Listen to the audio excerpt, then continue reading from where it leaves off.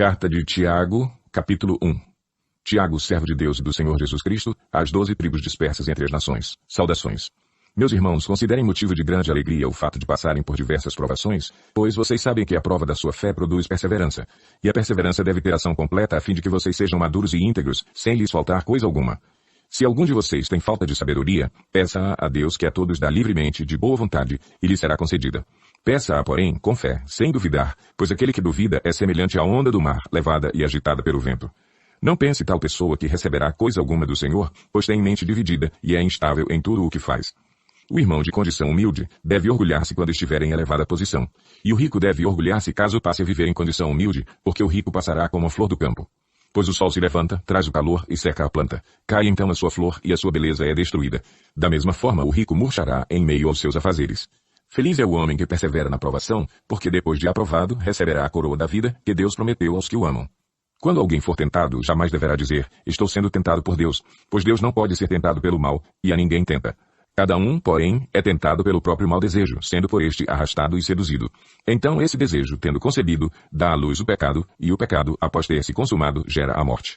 Meus amados irmãos, não se deixem enganar. Toda boa dádiva e todo dom perfeito vem do alto, descendo do Pai das luzes, que não muda como sombras inconstantes. Por sua decisão ele nos gerou pela palavra da verdade, a fim de sermos como que os primeiros frutos de tudo o que ele criou. Meus amados irmãos, tenham isto em mente. Sejam todos prontos para ouvir, tardios para falar e tardios para irar-se, pois a ira do homem não produz a justiça de Deus. Portanto, livrem-se de toda impureza moral e da maldade que prevalece, e aceitem humildemente a palavra implantada em vocês, a qual é poderosa para salvá-los. Sejam praticantes da palavra e não apenas ouvintes, enganando-se a si mesmos. Aquele que ouve a palavra, mas não a põe em prática, é semelhante a um homem que olha a sua face no espelho e, depois de olhar para si mesmo, sai e logo esquece a sua aparência. Mas o homem que observa atentamente a lei perfeita, que traz a liberdade, e persevera na prática dessa lei, não esquecendo o que ouviu, mas praticando-o, será feliz naquilo que fizer. Se alguém se considera religioso, mas não refreia a sua língua, engana-se a si mesmo. Sua religião não tem valor algum. A religião que Deus, o nosso Pai, aceita como pura e imaculada é esta: cuidar dos órfãos e das viúvas em suas dificuldades e não se deixar corromper pelo mundo. Tiago, capítulo 2. Meus irmãos, como crentes em nosso glorioso Senhor Jesus Cristo, não façam diferença entre as pessoas, tratando-os com parcialidade. Suponham que na reunião de vocês entre um homem com anel de ouro e roupas finas, e também entre um pobre com roupas velhas e sujas. Se vocês derem atenção especial ao homem que está vestido com roupas finas e disserem, aqui está um lugar apropriado para o Senhor, mas disserem ao pobre, você fique em pé ali ou sente-se no chão, junto ao estrado onde ponho os meus pés, não estarão fazendo discriminação, fazendo julgamentos com critérios errados? Ouçam, meus amados irmãos, não escolheu Deus os que são pobres aos olhos do mundo para serem ricos em fé e herdarem o reino que ele prometeu aos que o amam? Mas vocês têm desprezado o pobre. Não são os ricos que oprimem vocês? Não são eles os que os arrastam para os tribunais? Não são eles que difamam o bom nome que sobre vocês foi invocado?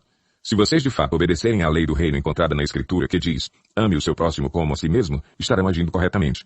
Mas se tratarem os outros com parcialidade, estarão cometendo pecado e serão condenados pela lei como transgressores. Pois quem obedece a toda a lei, mas tropeça em apenas um ponto, torna-se culpado de quebrá-la inteiramente. Pois aquele que disse não adulterarás, também disse não matarás. Se você não comete adultério, mas comete assassinato, torna-se transgressor da lei. Falem e ajam como quem vai ser julgado pela lei da liberdade, porque será exercido juízo sem misericórdia sobre quem não foi misericordioso. A misericórdia triunfa sobre o juízo. De que adianta, meus irmãos, alguém dizer que tem fé se não tem obras? Acaso a fé pode salvá-lo? Se um irmão ou irmã estiverem necessitados de roupas e do alimento de cada dia, e um de vocês lhe disser, vá em paz, aqueça-se e alimente-se até satisfazer-se, sem porém lhe dar nada, de que adianta isso? Assim também a fé, por si só, se não for acompanhada de obras, está morta. Mas alguém dirá, você tem fé? Eu tenho obras. Mostre-me a sua fé sem obras, e eu lhe mostrarei a minha fé pelas obras. Você crê que existe um só Deus? Muito bem. Até mesmo os demônios creem e temem. Insensato. Quer certificar-se de que a fé sem obras é inútil? Não foi Abraão, nosso antepassado, justificado por obras, quando ofereceu seu filho Isaque sobre o altar?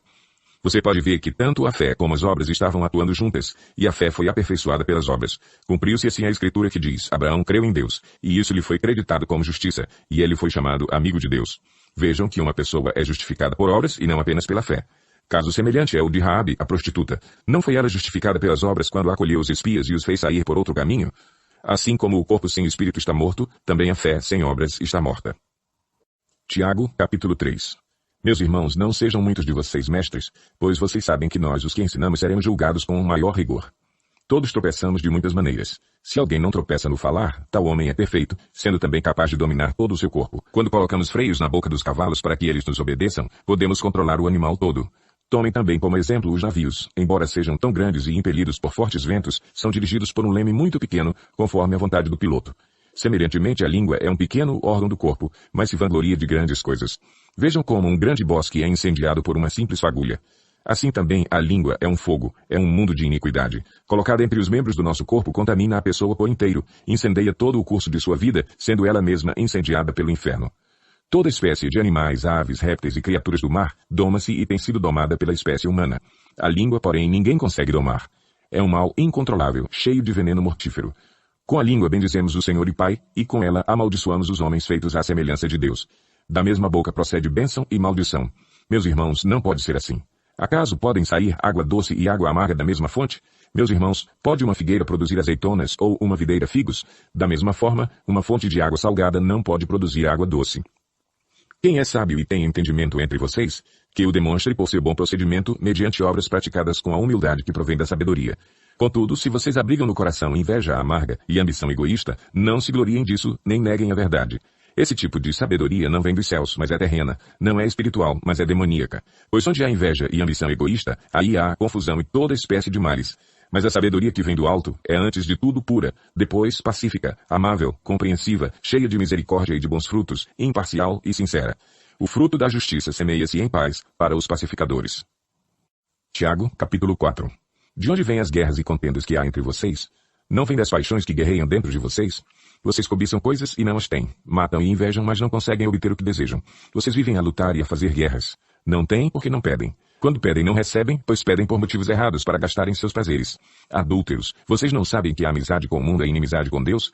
Quem quer ser amigo do mundo faz-se inimigo de Deus.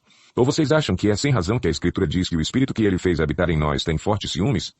Mas ele nos concede graça maior. Por isso diz a Escritura, Deus se opõe aos orgulhosos, mas concede graça aos humildes. Portanto, submetam-se a Deus. Resistam ao diabo, e ele fugirá de vocês. Aproximem-se de Deus, e ele se aproximará de vocês. Pecadores, limpem as mãos. E vocês que têm a mente dividida, purifiquem o coração. Entristeçam-se, lamentem-se e chorem. Troquem o riso por lamento e a alegria por tristeza. Humilhem-se diante do Senhor, e ele os exaltará. Irmãos, não falem mal uns dos outros. Quem fala contra o seu irmão ou julga o seu irmão, fala contra a lei e a julga. Quando você julga a lei, não a está cumprindo, mas está se colocando como juiz. Há apenas um legislador e juiz, aquele que pode salvar e destruir. Mas quem é você para julgar o seu próximo? Ouçam agora vocês que dizem, hoje ou amanhã iremos para esta ou aquela cidade, passaremos um ano ali, faremos negócios e ganharemos dinheiro. Vocês nem sabem o que lhes acontecerá amanhã. Que é a sua vida? Vocês são como a neblina que aparece por um pouco de tempo e depois se dissipa. Ao invés disso, deveriam dizer, se o Senhor quiser, viveremos e faremos isto ou aquilo. Agora, porém, vocês se vangloriam das suas pretensões. Toda vanglória como essa é maligna.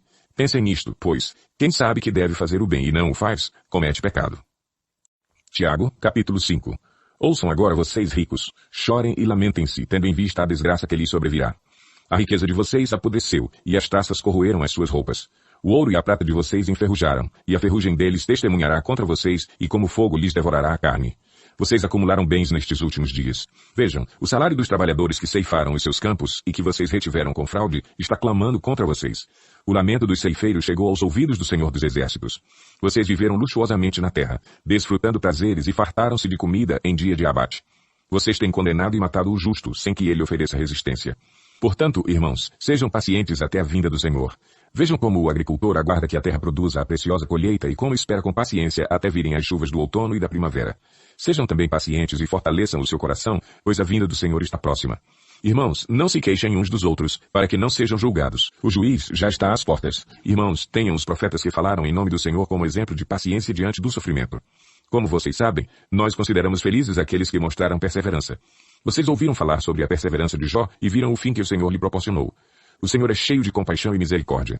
Sobretudo, meus irmãos, não jurem, nem pelo céu, nem pela terra, nem por qualquer outra coisa. Seja o sim de vocês sim, e o não, não, para que não caiam em condenação. Entre vocês, há alguém que está sofrendo? Que ele ore. Há alguém que se sente feliz? Que ele cante louvores. Entre vocês há alguém que está doente? Que ele mande chamar os presbíteros da igreja, para que estes orem sobre ele e o unjam com óleo em nome do Senhor.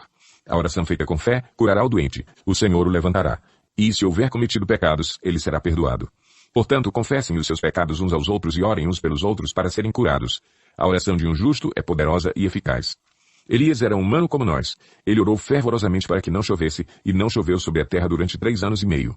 Orou outra vez, e os céus enviaram chuva, e a terra produziu os seus frutos. Meus irmãos, se alguém de vocês se desviar da verdade e alguém o trouxer de volta, lembrem-se disso.